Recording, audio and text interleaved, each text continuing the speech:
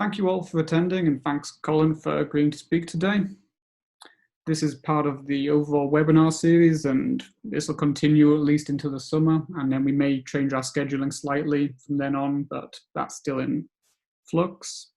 If anyone has anyone they'd like to nominate as a speaker, either themselves or somebody else, if they have a story they want to tell or they have a package they want to hear about, feel free to either message us in the chat here now or drop us an email at any point at SBGrid, and we're happy to add people to the speaker list. We're definitely keen to hear more of your stories. So today we have Colin Palmer from Ccp-Em, and he's going to be talking about the new work that has been happening there, which acts to integrate several different EM packages together with a focus traditionally on model building and for atomic model building, and maybe some new things in the future. So with that, I'll just pass it over to Colin, and thank you very much. Great, thanks for the intro, Shaun. Just one more quick question on the technical side. Can you see my mouse pointer on the slides? Is that going to be possible for speaking to you all? Excellent, good. I will be able to use that then. Great, so yeah, thanks for the introduction and welcome everyone. As Shaun said, I'm going to be talking about Ccp-Em, so I'm just going to start with a very brief intro to what Ccp-Em is, a quick overview of what's in the software suite. I'll show you a little bit about some of the new tools we have recently, and then I'm going to spend a good amount of time at the end on a demo showing some of the tools in action and what we've been doing with them recently.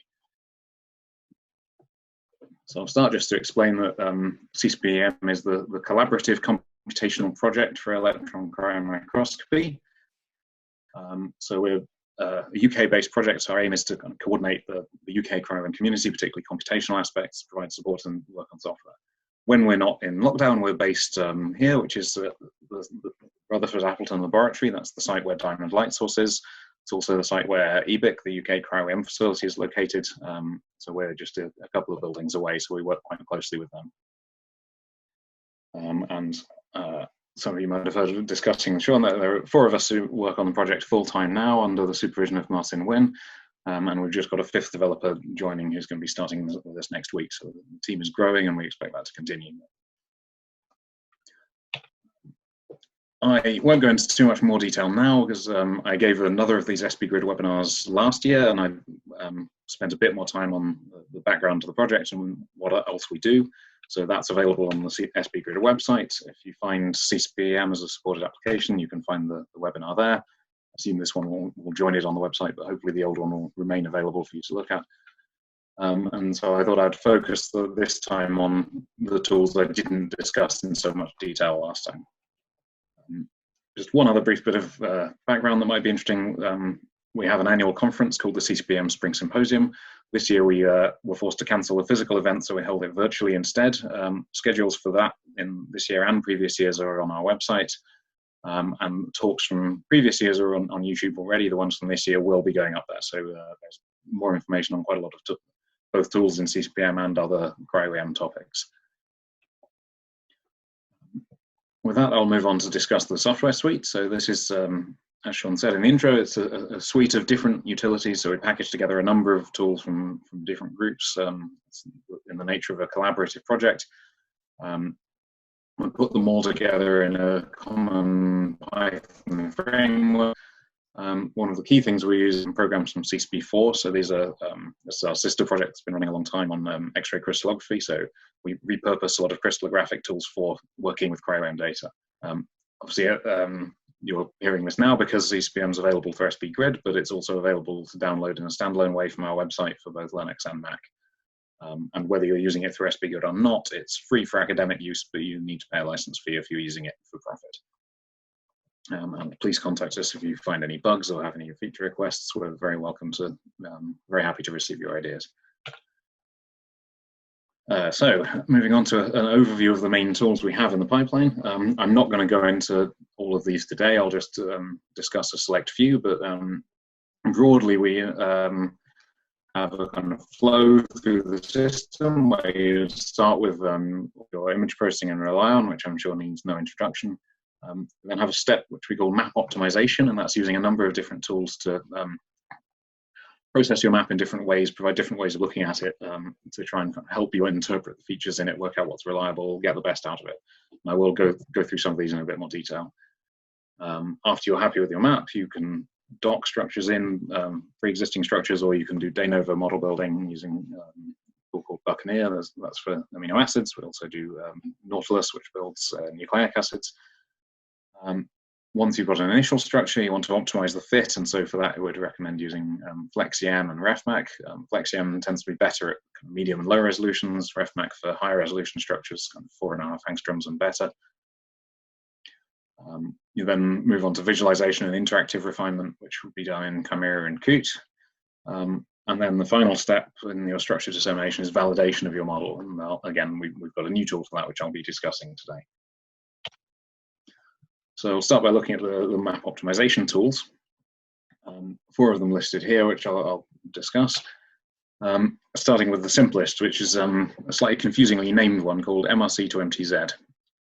So this is named for the 2 file formats involved. MRC is maps in real space. MTZ is a crystallographic format for reflection data, which we use because a lot of the crystallographic tools use it. So we convert into it as a middle ground. As well as allowing that conversion, it also does global sharpening and blurring of the map. So this can be very useful to assess what your map is like, try and optimize the balance of the high and low frequencies to make it as visually interpretable as possible. And there's an example here. So this is a fairly famous case from the PDB. This is a beta-galactosidase structure.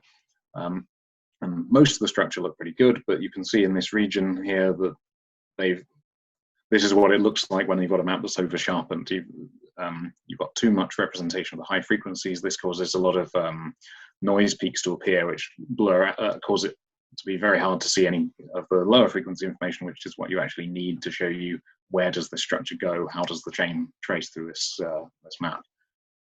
So this is a case where it's over sharpened. If you blur this by 60 square angstroms, you suddenly see much more clearly where the chain should go, and you can then re-refine the model against that blurred map, and you get a better model. But I should emphasize that this is a global effect, so in this case, the sharpening factor they used was probably more appropriate for the interior of the map, but is not appropriate for this surface loop. We can visualize these maps in Qt, so the tool allows you to easily open all of the different sharpened maps at the same time in Qt, and so you can see here that same loop with the example. You see in purple is the over sharpened map, but in progressive shades of blue with various amounts of blurring. And it can be quite useful to look at your map like this with multiple sharpening factors on screen at the same time, because then you can see pretty clearly what's going on here. Except in the most over sharpened one, you can see quite clearly where the chain should go. But it's not ideal to have to do this in a global way because, as I said, in the interior of the structure, we've probably lost detail if we're blurring it. The appropriate sharpening factor in the different regions is different. And so to deal with that, we have some other tools. So possibly the most important one for this particular case is a tool called Orlock Scale. So this is for locally adaptive map sharpening.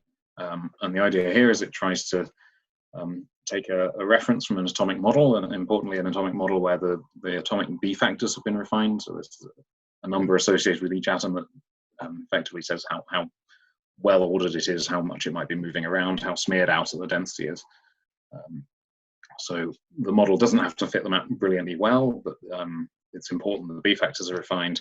Orlock Scale then goes through, and in small rolling windows, it tries to match the 1D amplitude profile in Fourier space from your real reconstruction to match that of your atomic model. And so it tries to effectively, it ends up doing a kind of local sharpening in each window separately, which tries to get closer to an optimum representation of the frequencies in each window. This is that same example again, the beta-galactosidase one with Orlock Scale. And so you can see with the Orlock Scale result, you do get a nice picture of where the chain should go. The important difference from the global blurring we did earlier is that now the higher frequencies inside the core of the protein will still be well represented. They won't have been blurred out.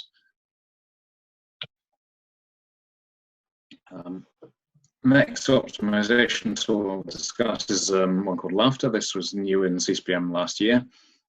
This stands for Local Agreement Filter for Transmission EM Reconstructions, and that's the work of Chris Ehlert at Imperial. This uses the differences between half maps to identify what information in each resolution band is reliable, and tries to keep only the reliable signal that is shared between both maps while downweighting the noise that is different. It's quite effective. You see in this example that a lot of this noise dust has just gone, and you end up with maps where higher contour levels, the high frequency representation, the high frequencies are kind of well represented, the high resolution information is clearly visible. In areas where that high resolution information is not reliable, those are downweighted and you get a low resolution trace. Examples on the outside of this one, which still show you pretty clearly where the density should be, but they don't give you the high resolution detail anymore. I should emphasize that's a good thing, because if you're looking at high resolution information in those regions, it's probably unreliable noise and you're liable to make errors with that. Whereas if you downweight the high frequencies, you're likely to get a more interpretable map, which shows you reliably where you can trust your information. This is just showing more of that in terms of what goes on at the different contour levels. So this is a example on a map from the EMDB. You can see the original map at high contour looks okay, but a bit broken up. At low contour, you can see that quite a lot of noise peaks are coming in, and it's not clear what we can trust. And look at the side chain here. We don't know if that's reliable or not. If we run that through the laughter filter, you can see it becomes much cleaner. At high contour, we keep a good, strong density for showing where the trace is through this alpha helix. But at a low contour, you see all the noise peaks have gone, and we see we can trust the position of where that helix is, but I wouldn't be trusting too much about exactly where the side chains are, and certainly nothing about individual rotamers. The final map optimization tool I want to discuss is one called confidence maps. It's from Max Beckers and Carsten Sachser in Jülich in Germany. This takes the concept of multiple hypothesis testing and applies it to cryo-EM maps. Effectively, you treat each pixel as a hypothesis test. Is it significant or not, or significantly above background noise? The problem with that, of course, is that if you just apply a simple p-value to each pixel, you're doing thousands of parallel comparisons, and so you're liable to get a lot of false positives.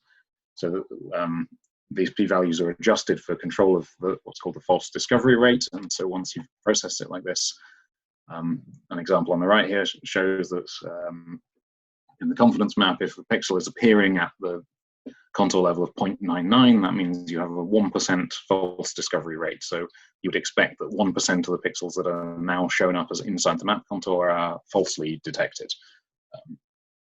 You can make that more or less stringent, but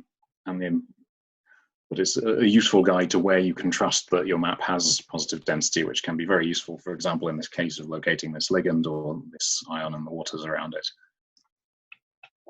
I will just mention that a new paper has just come out quite recently from Carsten and Max. I helped out with just for the SPM integration. So this is quite a useful paper with practical guidance on how to use this, what to expect, and how to use it to interpret your maps. And I thought I'd jump ahead and just briefly discuss RefMap for refinement. I did also mention that in the previous webinar, so I'll just do a quick overview now.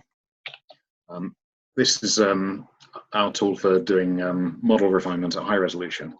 So this is perhaps the equivalent of what you might otherwise do in Phoenix Real Space Refine. In RefMap, you can do it, and you'll refine your model against your map, try to improve the agreement. And the key thing it tries to do is improve the agreement of your model with your observed cryo-EM data, while also maintaining chemical and structural sense to it. The way this is implemented in CPM, we take care of a lot of things for you, so we'll automatically convert your map into the MTZ file that RefMap needs, switch on the use of electron scattering factors for the atoms rather than X-ray ones, which it uses by default, and we have the option to apply a global map sharpening factor as part of the refinement as well. You can use global or local refinement modes, I'll mention that in a moment, and you can add what are called additional restraints, which allow you to stabilize the refinement at lower resolutions if there's not enough information in the map to keep it where it should be. I'll briefly mention that this, what we call global and local refinement. This is about the size of the box and how much density you consider.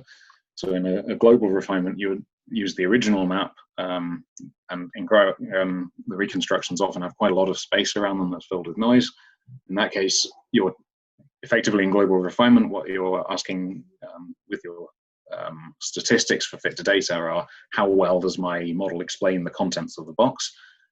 In this case, the model only fills a small fraction of the box, so it doesn't explain the noise very well, and so the statistics look bad. Here we've got FSC average, which is down at 0.43. This is a correlation measure, so we'd hope it would be up near 1 if we have a well-fitting model. So this looks bad, but it's actually a reasonable model.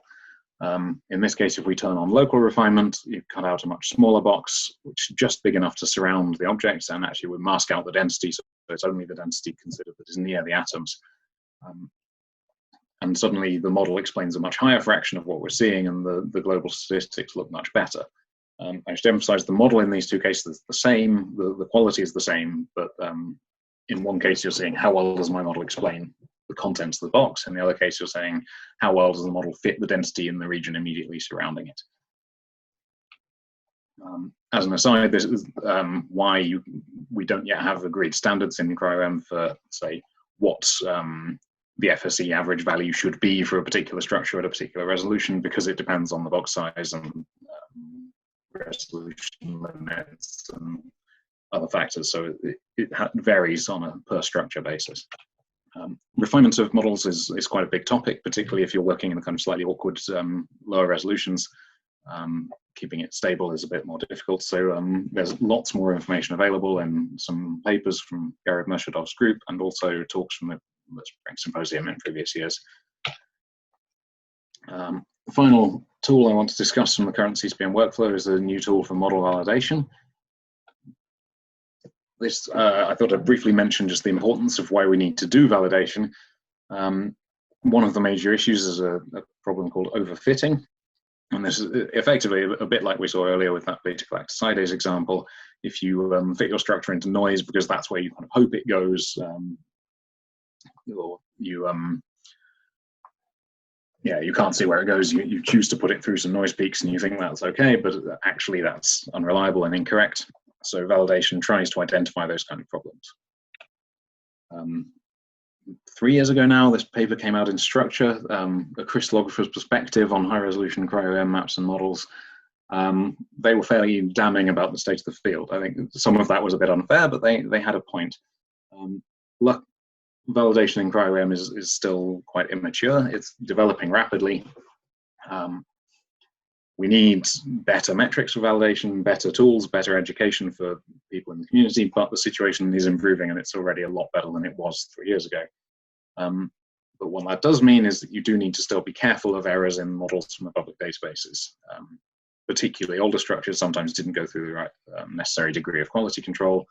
And as is good practice anyway, if you're working on structures from the database and you care about the details, it's important to download the original data, the maps, and check the important parts yourself. And the kind of flip side of that is it's very useful to have your data. So most journals require you to deposit your maps and models, but the more data you deposit, the easier it is for other people to check that your structure is reliable and possibly even improve it. So please deposit your data. That means both your refined model coordinates in the PDB and your maps in the EMDB, but also, if possible, please your half maps, any masks you've used, any additional maps, details of how that was done, and also ideally your raw data in the Empire database. So that brings us on to the model validation tool. So this is one of the things you can now use to check the reliability of structures that you're working on yourself or that you've downloaded from a database. It's a new tool in CPM that allows you to run a number of model validation metrics in parallel, both for checking the geometry of the model alone and also the fit of the model to your cryo-EM density. It's mostly the work of Acknowledgements here. One of the nice features of it is that it has this to-do list of residues to check, which you can open up for you in Qt, and this gives you a clickable way to go and look at problematic parts of your structure. And it also a novel feature of it is it breaks your problematic residues down into clusters. So if it finds a number of different problems from different tools that are all in the same area, it will highlight that as a cluster of problems. And the idea there is that you can obviously deal with major problems easily, but if you have quite a few minor problems in a structure, particularly at lower resolution, you can't always fix them all. This way it provides a kind of clear guide to where you have several minor problems in a related area, and therefore you might have this might indicate a bigger problem with your structure that you might want to do something about. That's all I'll say about for now, because I'll show you a lot more on that in the demo in a moment. Just thought I'd mention there's further information available about CCP-Em, both talks from the symposium, the SBGrid webinar I mentioned, various papers that I've shown on the way through. Also, most years, not this year due to the lockdown, but most years we run a high-resolution model building workshop called the Acknowledgements workshop, and the tutorials and talks from that end up on our website, so do look at that. There's lots more information about how to use many of our tools. And we also run the CCP-Em mailing list. If you're a Lion user, you're probably already on that. But as well as doing Reliance support questions, we also handle CCP-Em questions on there as well, so do raise your questions there if you need to. I thought I'd give a brief overview of some recent developments. So these are some new tools that have just come into CCP-Em recently. We have cryo-EM. You might have heard of that from Chris Russo's group. This allows you to analyze the particle distribution in a 3D reconstruction and identify whether you have a preferred orientation and quantify how bad that might be. Side splitter, this is some work I've been involved in recently. So this is extending the laughter denoising algorithm to work in half maps for reconstruction. I'll show a little bit more about that in a moment. Power specs, the same. I'll show more on that in a moment, and difference maps. And we also have a new library called EMDA from Gareth Measuredob's group, which is for working out differences and averages of EM maps. Just a little bit more about some of those tools. So side splitter, as I said, this is taking the laughter algorithm, so it's comparing differences between half maps and using that to downweight unreliable information. If you just apply the laughter algorithm to half sets during reconstruction, you'll get overfitting because information gets shared between the two sides. In this case, we've adapted the algorithm to make sure information is not shared, so we just use the differences to downweight the unreliable information, but keep the half set separation otherwise to maintain the kind of gold standard reconstruction. This can help a lot in reducing overfitting and downweighting problems, particularly when the local resolution in a structure is very highly variable. And an example is shown in the figures on the screen now. This is what happens if you have a belt of detergent in where the membrane would be. Typically you'll get, because of the low resolution in that region, you'll get overfitting of the noise and you'll get these striations. They look like this in 3D, or in 2D slices you might be familiar with them like this. Side splitter reduces those radically, so there's still tiny traces of them, but they're much less bad. And this improves the alignment of your particles. Can also lead to an improvement in the resolution of your map, but the more important feature is that you'll have reduced overfitting and hopefully more reliable density. And you'll usually see, even if the threshold resolution at 0.143 doesn't increase, the FSC curve is typically generally higher after side splitter refinement. Difference maps, that's a new tool from again, Joseph. So this is calculating differences between two cryo-EM maps, or between a map and a model. A whole paper on this has come out recently, so I'd recommend you have a look at that if you're interested. And the final new tool I wanted to mention is a tool called Harrispecs, which is from Andrea Thorn's group at the University of Würzburg. And this is annotation of secondary structures in maps by deep learning. And so you can see on the right this example where that's the map above with the colored by the annotations, and then the kind of true structure below, so the atomic model with the secondary structure identified, and you can see it does a pretty good job. And again, this was published recently, so there's more information on that if you want it. And that brings me on to discuss the Coronavirus Structural Task Force. I wanted to highlight this because I thought it's an important recent initiative. This has been coordinated by Andrea Thorn, and the idea of this is to reprocess some of the structures that have been coming out recently for the SARS coronaviruses, try to get the most out of the data. So I wanted to mention that partly because it's useful if you're doing any work on these. It's worth being aware that this resource exists. You can find hopefully improved versions of a lot of the models that are out there in the databases. And also I'll be showing an example from this in my demo in a moment. With that, I'll finish the talk part of what I'm going to cover. So I thought I'd show my acknowledgements now, and then I'll move on to show the demo. So we're a collaborative project. We work with a lot of people, so there's a lot of people to thank. I won't go through them all in detail, but they're all on the screen now. And I'll finish the talk just with an overview of our contact information. So our website, mailing list, we have a Twitter account, and you can email us directly at that address there. And there's references for the CPM itself. So with that, I will stop showing my slides and I will move on to show a demo of CCP-Em. So now I thought I would show you just a few of the features, both existing ones and some of the new things. So what we have here is the CCP-Em interface already running. It's very easy to start. I just type CCP-Em in the terminal window. And so I thought I would mention a few features that have just shown up in the more recent versions that help usability. One of these, there's a new button in the list of tasks for Coot. So this just opens a new Coot window for you, which is a convenient shortcut. I won't do that now because I've got a copy already running to show you in a moment, but it's useful. We have a button to launch Rely-On as well. So now if I want to open a Rely-On job, I can select a Rely-On project directory, and then I get the Rely-On GUI in that project. So again, just a convenient shortcut for you. Related to that, we also have a button here for Rely-On display. So if you want to look at a map and that's your tool of choice, I can choose to, let's look at a Orlock Scale result.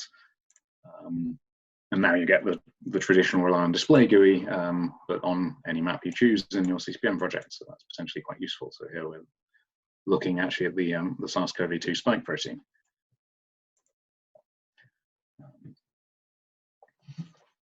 So now I think I'll switch to the demo project. So I said I'd talk to you a little bit more about the MRC20Z job.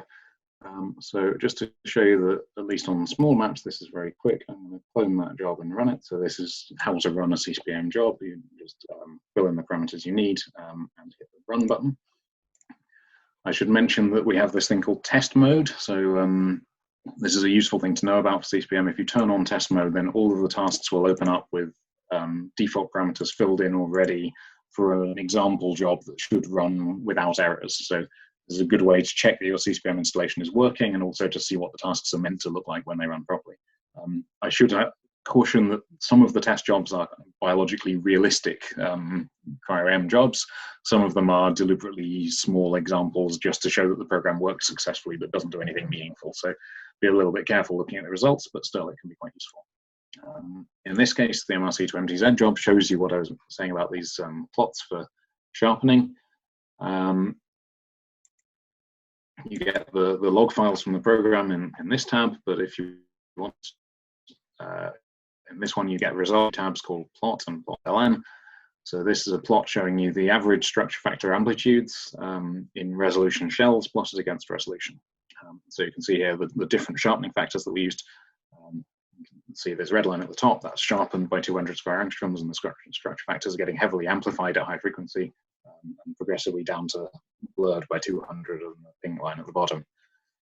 Some people like to look at the raw structure factors. I find it more useful usually to look at the log of those values. So this is what you get in the plot ln tab. See, we're now getting the log of the structure factors. And this gives you a much kind of clearer indication when there are big differences. So here the red line is still going upwards, but it's not quite so extreme, and you can see a nice spread of the different sharpening factors. The principle behind this plot is actually quite well explained by the famous Rosenthal and Henderson 2003 paper that introduced the FSC 0.143 criterion.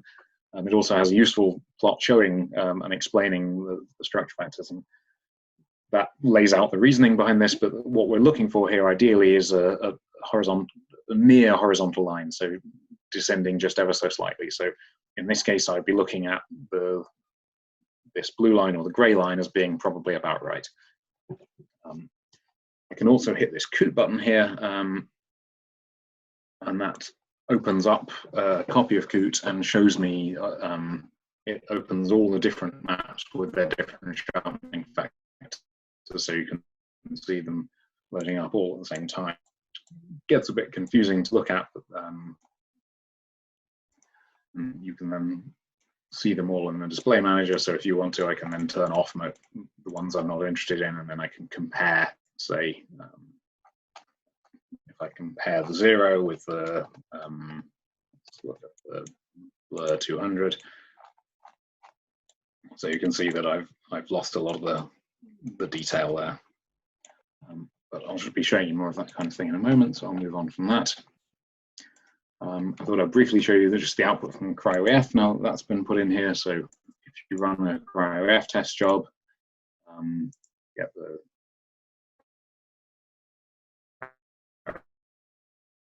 ref results, and you get this nice plot showing what your angular distribute structure. Right. And I thought on this one I'd also show you the results of a model validation job. So this is the standard test job you get if you run it in test mode. And here you see it's run a whole load of different stages. So it's run lots of different tools to analyze data, this model, and then it presents them for you in a nice results tab. So you can see, for example, that if we get a summary of what happened in Kablam, so we can find that we've got 1.4% Kablam outliers in this example, 2.8% Kablam disfavored.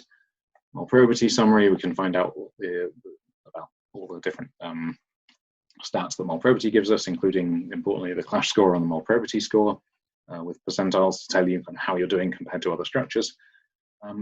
You also usually get model to map FSC curves, so this shows you that whether you've got any misbehavior, you should expect this to look like a normal FSC curve. It should be kind of broadly sigmoid with a gentle roll off towards high resolution. So if you get any big deviations from that, you'd be suspicious. And you get a summary of the FSC average value. So this is then the average value of that curve across the different resolutions. We also get a local results tab, so it's then broken up by chain in the structure. And here you get, again, now you actually get the detail. So this gives us a list of the Kablam outliers that tells us where that one outlier residue is, the disfavored residues. You can get lists of the probability Rotamer outliers and the dihedral angle outliers. And you also get a plot of the Tempe SMOC score. So this is local fit to data.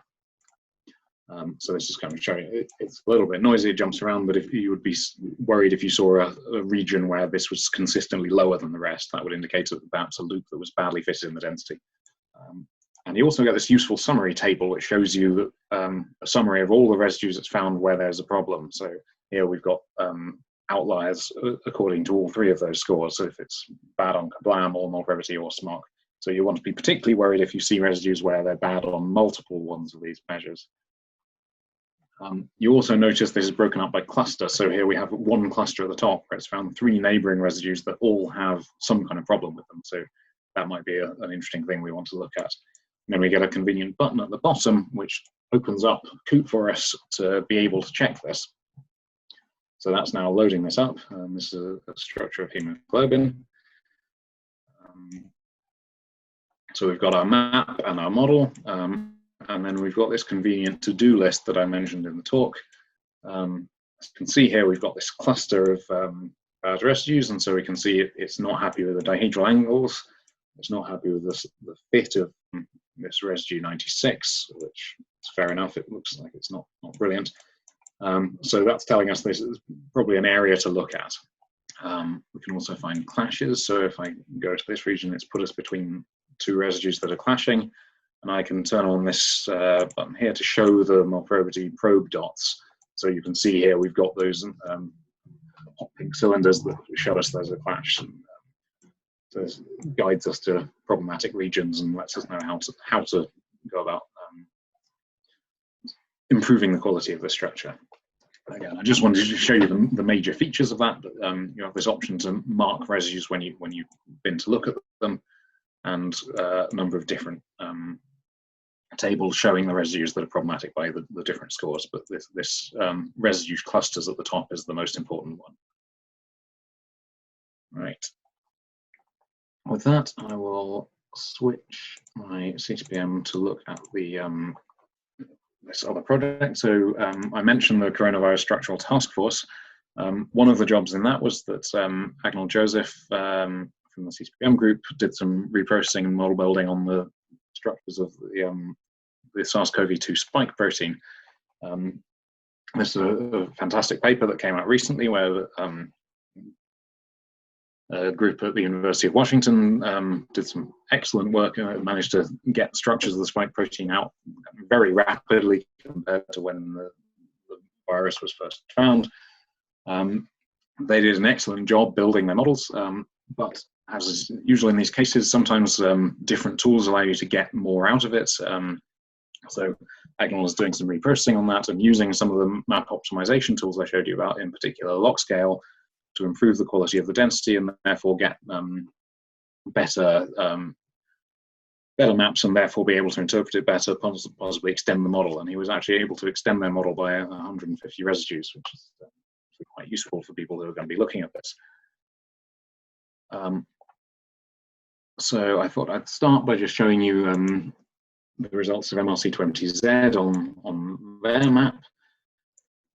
So this is the open state of that spike protein.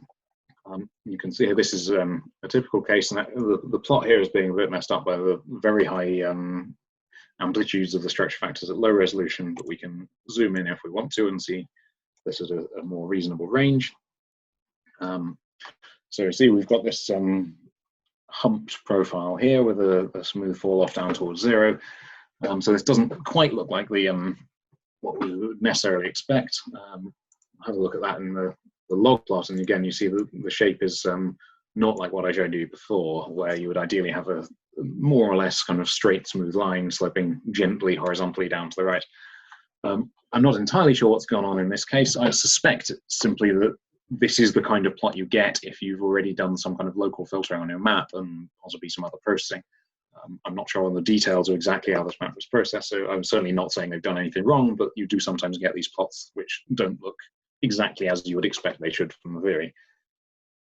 Certainly this is an indication that we might want to be a bit careful about this map in terms of paying attention to the sharpening factors and local sharpening, local optimization.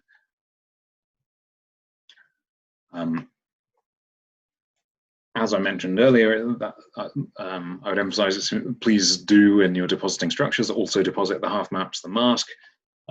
I haven't been able to run Laughter on this example, say, because the half maps aren't available, and that might be a useful additional tool to help us working out what information in this map is reliable.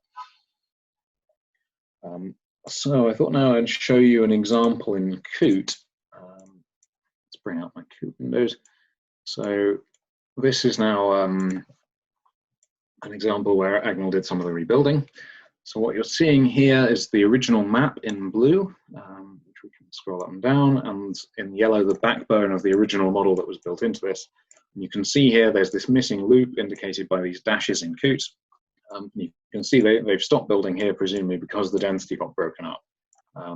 If you scroll down the contour level, you can see, okay, yeah, there's possible density here, but we're not really sure where to build that. So that's a reasonable decision to stop to that point. On the other hand, what we can see is that if we fit a homolog structure into this, so this is now the equivalent protein from SARS-CoV-1, you see that the backbone of that actually does go through some of the peaks of density we have here. So it wouldn't be unreasonable to use that homology structure information to extend our model a bit. And in fact, that's exactly what Acknowledgements did. So I'll turn that off, turn this on again. So before I show that, actually I should show you, as well as those peaks in density and the homolog data, the other bit of evidence we have for this is the Orlock Scale map. So if I turn on the Orlock Scale map at this point, turn off the original, you can see that this actually looks a bit more reasonable for showing us that there is actually a continuous density here for at least several more residues along the backbone.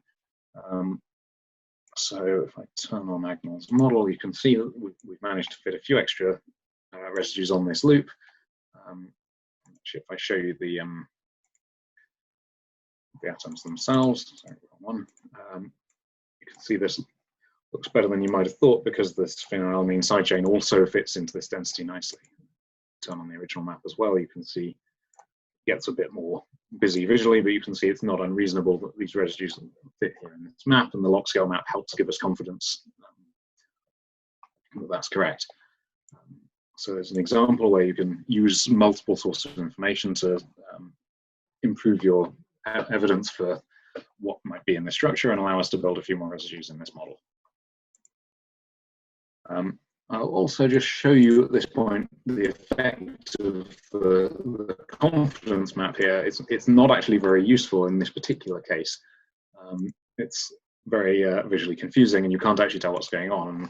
And effectively what that's telling us is that there's a lot of density in this region. A lot of the density we're seeing in the map, it's not noise, it's not background, it's kind of reliable density. There is something there. On the other hand, it may be there's heterogeneity in the structure, or just the resolution is too low and therefore we can't interpret it. But it is definitely kind of something rather than just solvent background. But I'll show you another case in a moment where the confidence map is more useful. And as I said, I showed that reference to the paper earlier that discusses how to use and interpret those, and they're definitely better in some cases than others. So that's what I want to show you on that one. There's that. Let's bring up Chimera. So this is the other one other part of the structure where Acknowledge was able to build some reasonable additional chain by using kind of other sources of information. So again, here now we're looking Chimera because this region is at low resolution. We tend to find Coot is a very good tool for working at high resolutions, but slightly lower resolution Chimera is often a bit nicer.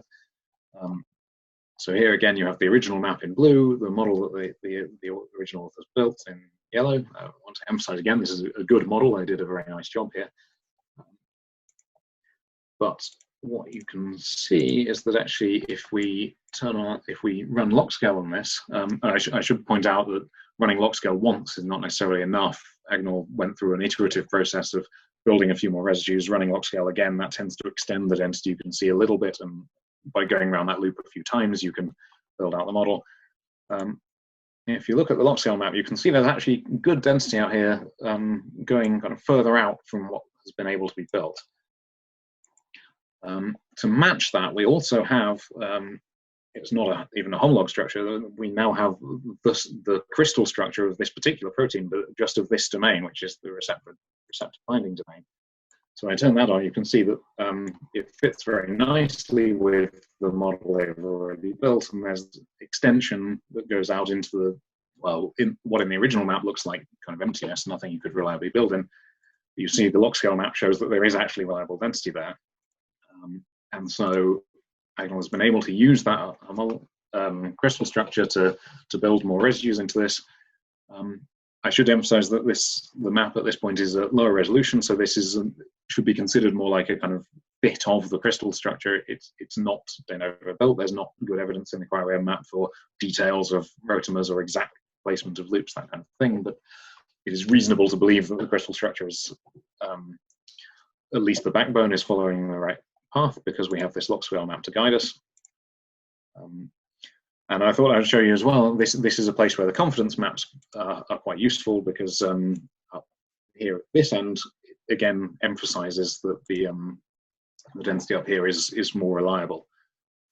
So here we really are seeing the difference between background noise and the confidence map showing us that we have reliable density up in this region, which again gives us confidence in building in these additional residues that go up into that region. Okay, so I thought the final thing I'd show you on this is just the model validation results. So what I've now been able to do is run, I didn't mention before that with the model validation tool, you don't have to just run on a single model, you can run on multiple models at the same time. So I've run this on the original model, Acknowledge's rebuilt version, and then two versions that I've refined in RefMac myself, just to illustrate some points. So you see now that's run loads of stages because it has to do everything for all four models. But we can now look at the results. And so now we get a nice table that shows us what's happened for all the models at once.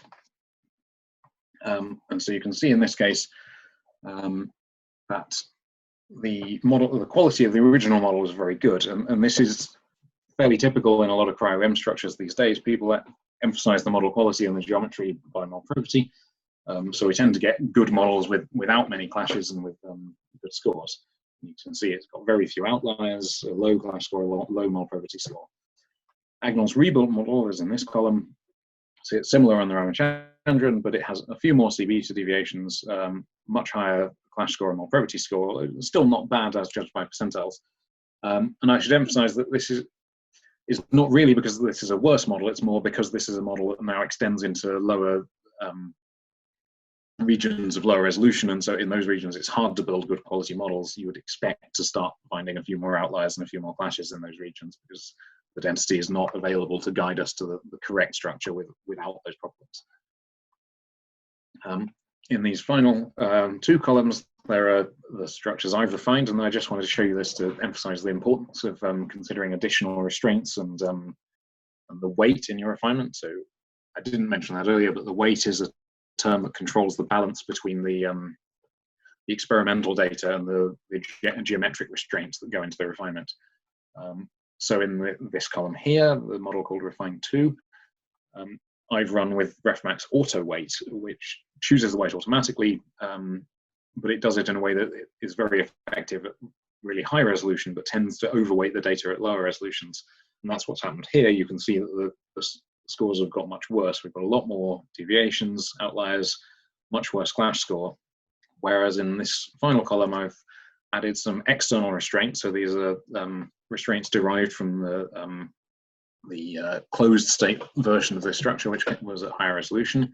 So there's imposing similarities on the distances between atoms in this structure.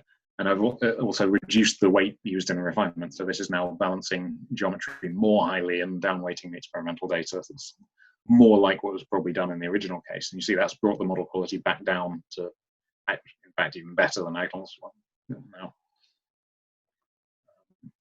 I also wanted to show you the FSC curve. So this, again, we can get the model to map FSC for each case, but we now also get a plot for all four of them together.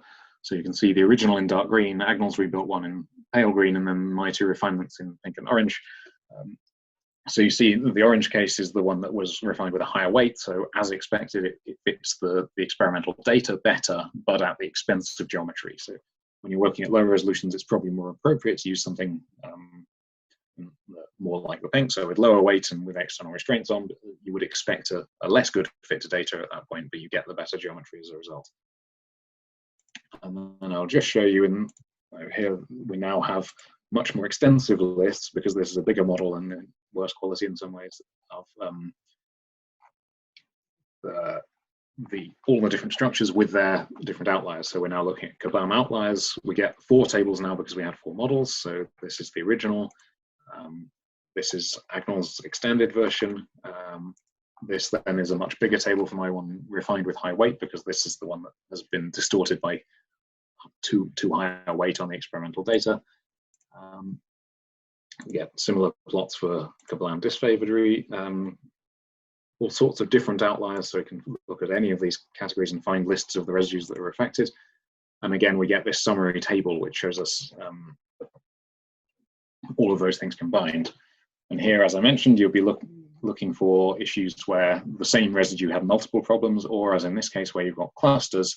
So here we've got 5 residues, all of which are within proximity, so they're within a few angstroms of each other, and they have various different problems. So it will be important to go and look at each of these clusters to try and identify if there's an underlying error in the model that's causing multiple different problems to show up in the metrics. That individually these might look like minor issues, but when you have lots of them together, is an indication that there might be something slightly more serious going on. Right. I think that is all I had to say, so I will stop there and take any questions you have. I'm happy to go back to the slides if needed, or I can show you things in CPM live as you like. But, thank you very much for your attention.